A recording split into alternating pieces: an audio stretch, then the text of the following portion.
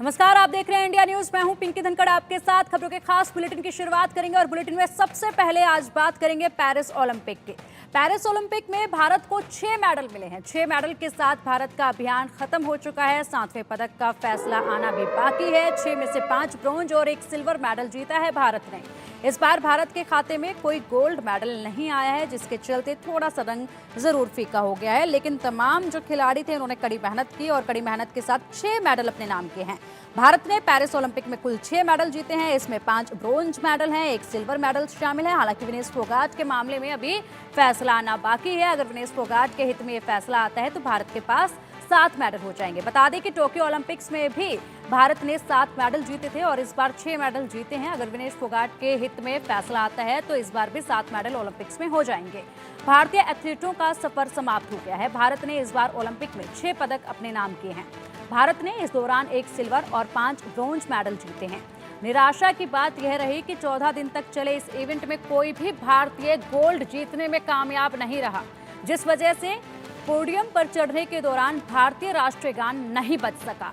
भारत की तरफ से फिर एक बार नीरज ने सबसे शानदार प्रदर्शन किया। नीरज भारत के एकमात्र खिलाड़ी थे जिन्होंने रजत पदक को अपने नाम किया है। भारत को इसके अलावा शूटिंग, हॉकी और पहलवानी में 5 कांस्य पदक हाथ लगे। टोक्यो ओलंपिक के मुकाबले में ये भारत का थोड़ा निराशाजनक प्रदर्शन रहा। पिछली बार भारत ने कुल 7 मेडल जीते थे, जिसमें नीरज चोपड़ा का 1 गोल्ड मेडल भी शामिल था। टोक्यो ओलंपिक की मेडल टेबल में भारत 48वें पायदान पर रहा था। आपकी जानकारी के लिए बता दें कि भारत कुल 117 एथलीट्स ओलंपिक 2024 में भाग लेने के लिए गए थे पेरिस, भारत की तरफ से।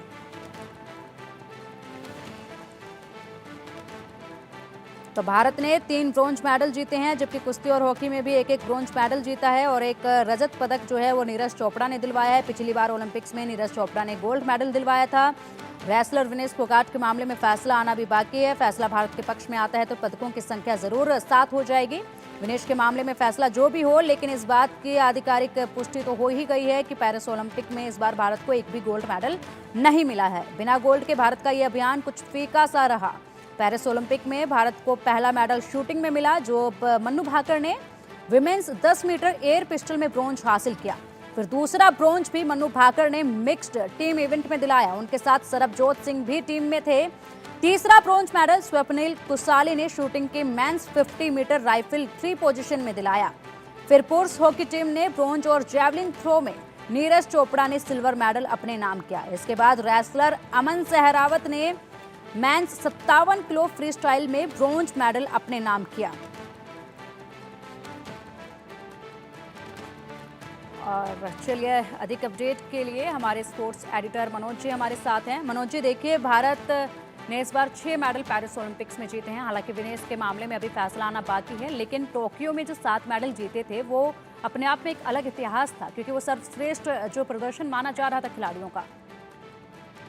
देखिए, इतिहास था, इसमें कोई दो राय नहीं कि भारत ने जो है 7 मेडल जीते थे। इस बार 6 मेडल जीते। इसका मतलब ये नहीं है कि हमारा प्रदर्शन कोई खराब हुआ है।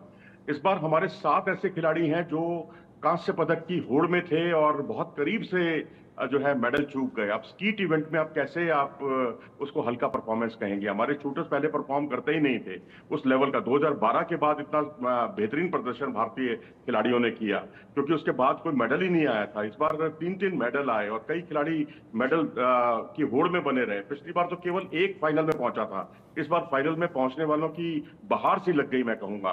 तो मेडल देखिए, जहां तक नीरज चोपड़ा की वजह से आपको ऐसा लग रहा है, लेकिन नीरज चोपड़ा ने भी अपना सर्वश्रेष्ठ प्रदर्शन किया, इसमें कोई दो राय नहीं। सर्वश्रेष्ठ प्रदर्शन किया। और अगर पाकिस्तान के खिलाड़ी ने उनसे बेहतर प्रदर्शन किया तो अब आप ये देखिए कि आपके पास विकल्प क्या थे, ऑप्शन क्या थे। किशोर जेना थे, वो लगातार खराब प्रदर्शन कर रहे थे पिछले कुछ समय से, तो जिम्मेदारी सिर्फ नीरज चोपड़ा पर थी। तो नीरज चोपड़ा को हम ब्लेम तो बिल्कुल नहीं कर सकते। अगर हम ब्लेम करते हैं तो फिर ये हमारी, मतलब मैं कहूंगा कि हम अपने खिलाड़ियों का सम्मान नहीं करते, क्योंकि सीजन बेस्ट परफॉर्मेंस उस खिलाड़ी ने किया है। अगर पाकिस्तानी खिलाड़ी ने आकर ओलंपिक रिकॉर्ड बना लिया या 90 मीटर का बैरियर 2 बार तोड़ दिया एक ही मौके पर, तो अब नीरज चोपड़ा के साथ इंजरी वाली समस्या भी थी, जिसकी वजह से उन्होंने 3 कंपटीशन से हटना भी पड़ा है इस साल। तो वो एहतियात के तौर पर उसमें भाग नहीं ले रहे थे। तो परफॉर्मेंस ओवरऑल बुरा नहीं है, परफॉर्मेंस काफी अच्छा है भारतीय टीम का। और जहां निराशा हुई है वो हुई है वेट लिफ्टिंग में। जहां मीराबाई चानू का पिछली बार सिल्वर मेडल था, वहां वो इस बार चौथे स्थान पर ही रही। और इसके अलावा अगर देखें तो क्लीन एंड जर्क की इवेंट जो उनकी कमजोरी थी, उनकी ताकत थी, वो उनकी कमजोरी बन गई। स्नैच उनकी कमजोरी थी, वहां उन्होंने बेहतर बेहतर प्रदर्शन किया। तो कुल मिलाकर, और मनु भाकर का और उसके बाद अलावा लवलीना को देखें बॉक्सिंग में, उनका मेडल था पिछली बार, वो इस बार नहीं आया। पीवी सिंधु का मेडल था, वो इस बार नहीं आया।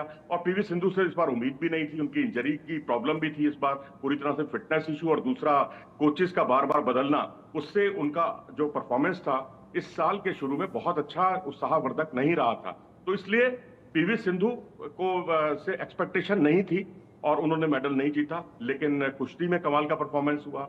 तमाम खेलों में, टेबल टेनिस में भारत बहुत ऊपर तक गया, मेडल नहीं आया वो एक अलग बात है, मेडल तक से हम वैसे भी बहुत दूर हैं, लेकिन परफॉर्मेंस, आप मेडल राउंड तक पहुंचे हैं, वो कम बात नहीं है, बहुत बड़ी बात। जी बिल्कुल बिल्कुल मनोज जी, इसी के साथ अगर बात की जाए तो देखिए रिकॉर्ड भी काफ़ी बने हैं। हॉकी की बात करें तो हॉकी का जो प्रदर्शन रहा वो काफ़ी अपने आप में अलग प्रदर्शन था। और इसके बाद जब जीत के बाद खिलाड़ियों ने ये भी कहा कि अब आखिरकार हॉकी को एक नया आयाम मिलने जा रहा है, क्योंकि यहाँ तक हॉकी ने एक मेडल जीता है, ब्रोंज मेडल जीता है। उसके अलावा अगर बात करें मनु भाकर की, तो मनु भाकर ने भी एक अलग ही रिकॉर्ड कायम किया।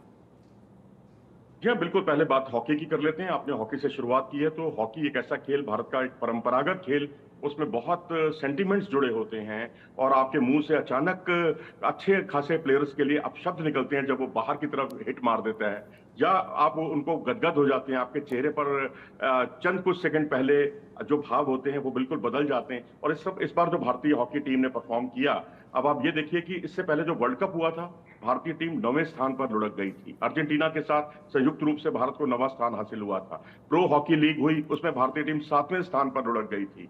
लेकिन इन सब की परवाह किए बिना जो क्रेग फुलटन की जो रणनीति थी वो बहुत कारगर साबित हुई, खासकर ओवरहेड पासेस, और उनकी जो स्ट्रेटजी थी। और उन्होंने कहा कि आपको कभी भी जीत पर जश्न नहीं मनाना, सेलिब्रेशन सब मेडल आने के बाद, इससे पहले कोई सेलिब्रेट नहीं करेगा। तो बहुत माइंडसेट उन्होंने टीम का बदला है।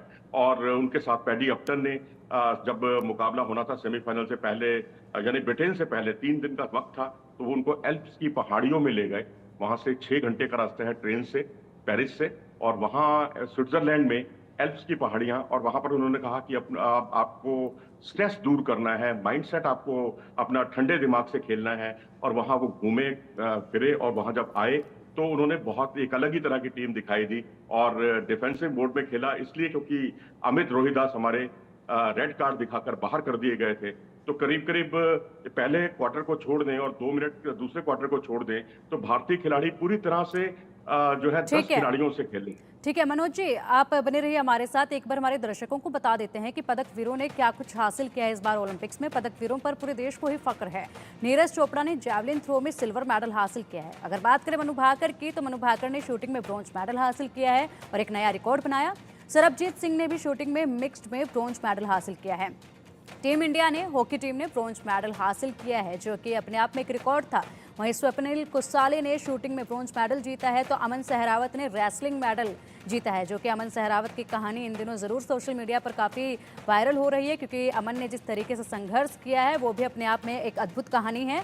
तो ऐसे में ओलंपिक में जिन विजेताओं ने जीते हैं और जिनको पदक मिला है, उनकी कहानी भी काफ़ी प्रेरणादायक रही है। हमारे साथ हमारे स्पोर्ट्स एडिटर मनोज जी हमारे साथ जुड़े हुए हैं, उनसे अधिक अपडेट हम ले लेते हैं। मनोज जी, देखिए जिस तरीके से कहानियां भी अनेकों निकल कर आई हैं, और अगर सबसे पहले इन में बात कर ली जाए विनेश फोगाट की, तो वो अपने आप में एक ऐसा पल रहा ओलंपिक्स में इस साल जिसने हर किसी का दिल तोड़ कर रख दिया। और ओलंपिक्स में एक ऐसा पल वो रहा कि हर किसी को हैरान करके रख दिया। लेकिन फिर भी विनेश फोगाट ने तमाम भारतीयों के दिलों पर राज कर रही हैं और तमाम भारतीयों के दिलों को जीत लिया है, और अभी भी वो चैंपियन है भारत के लिए। देखिए, वो लिविंग लीजेंड है, इसमें कोई दो राय नहीं। वो भारत की अकेली ऐसी महिला हैं जिन्होंने कॉमनवेल्थ गेम्स में 3 गोल्ड मेडल जीते हैं। वो भारत की अकेली ऐसी महिला हैं जिन्होंने वर्ल्ड चैंपियनशिप में 2 मेडल जीते हैं। तो अब, और वो अकेली ऐसी भारतीय महिला हैं जिन्होंने ओलंपिक में तीसरी बार भागीदारी की है। अपनी फिटनेस को बरकरार रखना, ट्रायल में जीतना, ओलंपिक क्वालिफाई करके आना, वहां तक पहुंचना, और हर ओलंपिक में कोई ना कोई बाउट जीतना। और इस बार तो उन्होंने अपनी जो पहला मुकाबला था, हर एक की सांसें ऊपर की ऊपर, नीचे की नीचे रह गई जब ड्रॉ सामने आया। ओलंपिक चैंपियन से उनका मुकाबला, ओलंपिक चैंपियन ही नहीं बल्कि 4 बार की वर्ल्ड चैंपियन भी थी, जापान की खिलाड़ी, और जापान बेजोड़ है इस खेल में। और वहां उनके सामने उन्होंने जिस तरह से 0-2 से वो पिछड़ रही थी और आखिरी चंद 5 सेकंड पहले जो उन्होंने स्टैंडिंग पोजीशन से जो उनको गिराया है और 2 अंक उन्होंने बटोरे हैं, वो अपने आप में काबिले तारीफ थे। और मैं आपको क्लियर कर दूं कि कुश्ती में 2-2 का मतलब बराबर नहीं होता। जी हाँ, बराबर नहीं होता। सबसे पहले बड़ा अंक देखा जाता है और बड़ा अंक क्योंकि इन्होंने अर्जित किया था 2 अंक का, तो इस आधार पर वो विजयी रही। और अगर दोनों ने बराबर बराबर अंक हासिल किए हों, बड़ा छोटा अंक ना हो, तो उस स्थिति में जो बाद वाला अंक होता है वही निर्णायक होता है। तो उसके बाद उन्होंने 2 कुश्तियां और जीती और सहजता के साथ जीती, आसानी के साथ चैंपियन वाले अंदाज में जीती। लेकिन अब ये उनका दुर्भाग्य था, दुर्भाग्य ही मैं कहूंगा, या देश का दुर्भाग्य कह लीजिए, कि एक निश्चित जो स्वर्ण पदक का भारत के लिए अवसर था वो हाथ से निकल गया और 100 ग्राम उनका वजन बढ़ गया। और ये एक बहुत बड़ा एक सालता रहेगा हमेशा ये लम्हा भारत को, क्योंकि यहाँ भारत के लिए कुश्ती में गोल्ड मेडल का एक सुनहरा मौका था। और कुश्ती में सुशील के बाद ये दूसरी भारतीय खिलाड़ी थी जिन्होंने फाइनल में प्रवेश किया था। बिल्कुल बिल्कुल। और मनोज जी, अब रेसलिंग की बात हो ही रही है तो ऐसे में अमन की भी बात करेंगे। अमन सहरावत जिन्होंने सबसे आखिर में मेडल जीता है, ब्रोंज मेडल अपने नाम किया है, उनकी कहानी भी जो है काफ़ी प्रेरणादायक रही है तमाम एथलीट्स के लिए। जी हाँ, बिल्कुल। अमन सहरावत जो 11 साल की उम्र में उनकी माँ का साया उनके ऊपर से उठ गया और देखते ही देखते अगले वर्ष उनके पिता का साया भी उठ गया। अंकल जो थे उनके, उन्होंने उनको पाला और वो तुरंत उनको 1 साल के अंदर ही छत्रसाल स्टेडियम ले आए। छत्रसाल स्टेडियम ऐसा जो जहां पर भारतीय कुश्ती में, जैसे भारतीय कुश्ती की नर्सरी कहा जाता है, जहां से सुशील, जोगेश्वर, बजरंग पूनिया, रवि दहिया जैसे सब ओलंपिक मेडलिस्ट वहीं से निकले हैं। पुरुषों में जितने भी मेडल मिले हैं सब वहीं से मिले। तो वहां पर वो उनको छोड़ आए और वहां देखते ही देखते 3 साल, महज 3 साढ़े 3 साल में उसने वर्ल्ड कैडेट में उतरकर ब्रॉन्ज मेडल जीतकर तहलका मचा दिया। ये अपने आप में बहुत बड़ी उपलब्धि थी। फिर एशियन अंडर 23 चैंपियनशिप का गोल्ड मेडल जीता, वर्ल्ड अंडर 23 चैंपियनशिप का गोल्ड मेडल जीता और इसके अलावा एशियन गेम्स में उनका चयन हुआ तो वहां भी वो मेडल जीत कर लौटे। तो निरंतरता उनके प्रदर्शन की सबसे बड़ी खूबी थी। उनके कोच ललित से मेरी बात होती है, जो कि द्रोणाचार्य पुरस्कार विजेता है। उनका कहना है कि एक अनुशासन है इस खिलाड़ी में। हमने भी कई बार उनसे बात की, अपने इंडिया न्यूज के लिए उनका इंटरव्यू भी किया, तो वो एक इतने डिसिप्लिन्ड हैं, इतने शर्मीले स्वभाव के हैं कि आपको लगेगा ही नहीं कि आप एक ऐसे व्यक्ति से बात कर रहे हैं जो लगातार ओलंपिक सहित तमाम प्रतियोगिताओं में मेडल जीत रहा है। बिल्कुल डाउन टू अर्थ और आपका सम्मान करेंगे, बहुत इज्जत से बात करेंगे। ये उनकी कुछ अलग खूबियां हैं जो उन्हें अन्य किसी भी खिलाड़ी से या अन्य व्यक्ति से बिल्कुल विशिष्ट बनाती हैं, क्योंकि वो एक डिसिप्लिन पसंद खिलाड़ी हैं और कभी सूर्योदय से पहले उठ जाते हैं, रस्सा चढ़ते हैं सबसे पहले, तो उसके बाद जो ट्रेनिंग का सेशन शुरू होता है उसमें सबसे पहले पहुंचते हैं। तो ये सारी खूबियां देखिए, उसका पारितोषिक तो मिलता ही है ना, वो उनको मिला। बिल्कुल। और इसी के साथ अगर मनोज जी बात कर लें तो देखिए अभी तक के ओलंपिक्स में कुल 41 मेडल भारत के नाम हुए हैं। आगे 2028 में कैसा प्रदर्शन रह सकता है 2024 के मुकाबले अगर देखा जाए तो? देखिए, आगे भारत को अब कम से कम मैं समझता हूँ जहां मेडल चूके हैं वहां पर काम करना होगा, क्योंकि अगर आप देखें स्कीट इवेंट में हम केवल 1 पॉइंट से हम लोग हारे हैं। हमारी महिला हॉकी टीम क्वालिफाई नहीं कर पाई। अगर वो क्वालिफाई करती तो जिस तरह पिछली बार टोक्यो में चौथा स्थान लेकर लौटी थी, तो उस पर मैं समझता हूँ अभी काम करने की जरूरत है। एथलेटिक्स में हमारा दायरा सिर्फ नीरज चोपड़ा तक सिमट कर रह जाता है। वहां हमारे, जबकि दल हमारा बहुत बड़ा जाता है, उस पर बहुत बड़ा खर्चा होता है, वहां पर हमें ध्यान देने की जरूरत है। वहां विश्व स्तर के खिलाड़ी, विश्व स्तर की कोचिंग, साइंटिफिक ट्रेनिंग, जिस पर स्पोर्ट्स साइंस पर जोर भी दिया जाता है, उस पर ध्यान देने की जरूरत है। मनु भाकर 25 मीटर में फाइनल में पहुंचकर मेडल नहीं जीत पाई एक इवेंट में। इसके अलावा अर्जुन बबूता से लेकर तमाम ऐसे खिलाड़ी रहे। और जिस तरह वेट लिफ्टिंग में अब ले देकर हमारे पास मीराबाई चानू ही बची थी। अब एक खिलाड़ी जो है उस पर कहते हैं ना, अकेला चना भाड़ नहीं फोड़ सकता। आप नीरज चोपड़ा पर एथलेटिक्स में निर्भर हो गए हैं, वेट लिफ्टिंग में आप मीराबाई चानू पर निर्भर हो गए हैं, लेकिन बैडमिंटन में मैं कहूंगा जरूर हमें थोड़ी निराशा हाथ लगी, क्योंकि मैं तो खुद ही दाव ये हारा, क्योंकि मैंने डबल्स से, पुरुषों के डबल्स में बहुत उम्मीदें पाली हुई थी कि स्वर्ण पदक भारत के लिए पक्का है, क्योंकि सात्विक, साईराज रैंकीरेड्डी और चिराग शेट्टी विश्व सर्किट में बहुत उम्दा प्रदर्शन कर रहे थे। लेकिन ये उनका हार्ड लक रहा कि वो क्वार्टर फाइनल मुकाबला हार गए। और लक्ष्य सेन बिल्कुल मेडल राउंड में पहला राउंड जीते और दूसरे राउंड में बढ़त बनाने के बावजूद नहीं जीत पाए, तो वो एक मानसिक दृढ़ता पर थोड़ा सा और ध्यान देने की जरूरत है। तो मुझे लगता है कि लॉस एंजलिस में अब क्रिकेट भी वहां पर एक खेल का एक हिस्सा होगा, तो मुझे लगता है पदकों में इजाफा होगा जरूर।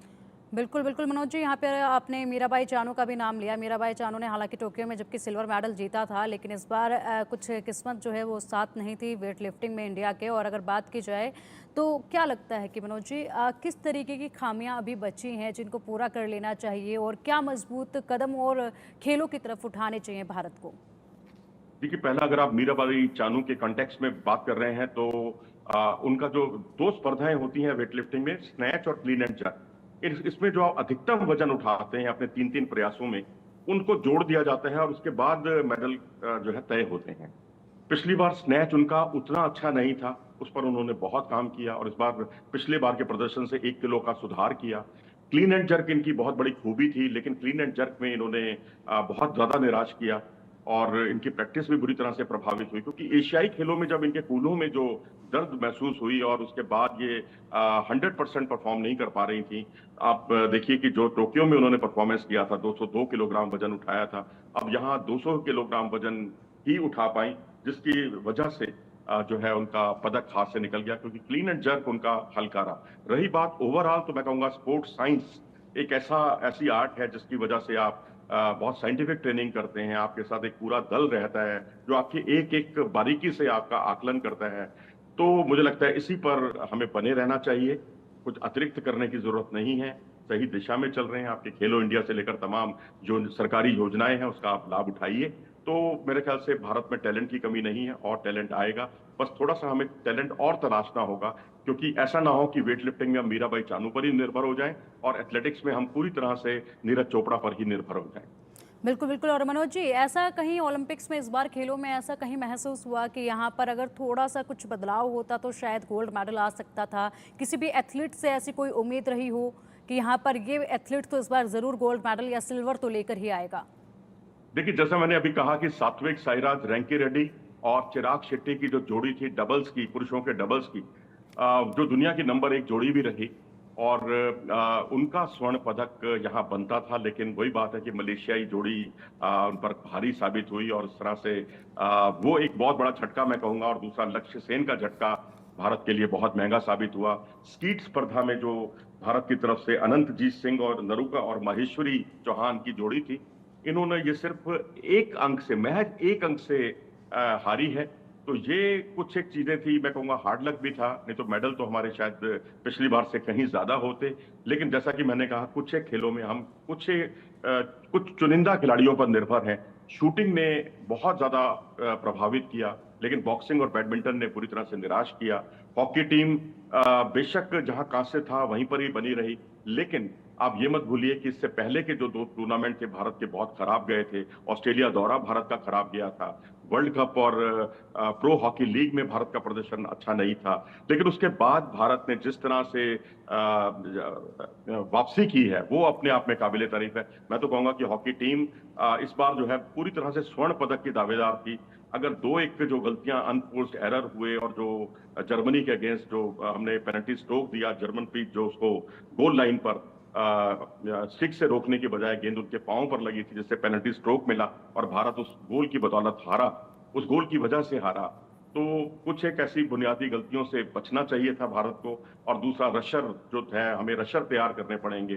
जो पेनल्टी कॉर्नर जब मिलता है तो अपोनेंट के डायरेक्ट फ्लिकर पर वो टूट पड़ते हैं। अब देखिए, जर्मनी के पास ऐसे 2-2 रशर थे और हमारा एक ही रशर था जो बाहर बैठा हुआ था, क्योंकि उसको रेड कार्ड दिखा दिया गया था। हमारा प्लान बी या प्लान सी तैयार नहीं था। तो मुझे लगता है अब क्योंकि काफी समय मिलेगा क्रेग फुलटन को और उनकी पूरी टीम को, तो वो जो गलतियां हुई हैं उससे वो सबक जरूर लेंगी। और भारतीय टीम, क्योंकि इस बार मेडल की नहीं बल्कि मैं कहूंगा जैसा परफॉर्मेंस रहा, स्वर्ण पदक की दावेदार थी। जो 2-3 मैंने मूलभूत गलतियां बताई, अगर ये ना होती तो भारत के नाम गोल्ड मेडल जरूर होता।